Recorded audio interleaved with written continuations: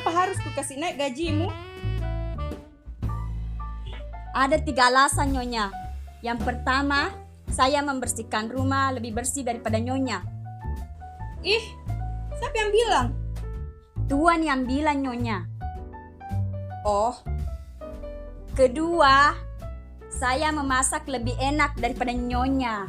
ih, siapa yang bilang? Tuan yang bilang Nyonya. Oh, Ketiga, saya diranjang lebih hebat daripada Nyonya. hah? Tuan juga yang bilang itu? Bukan Nyonya. Tuan sebelah rumah yang bilang kalau Nyonya kurang hebat diranjang.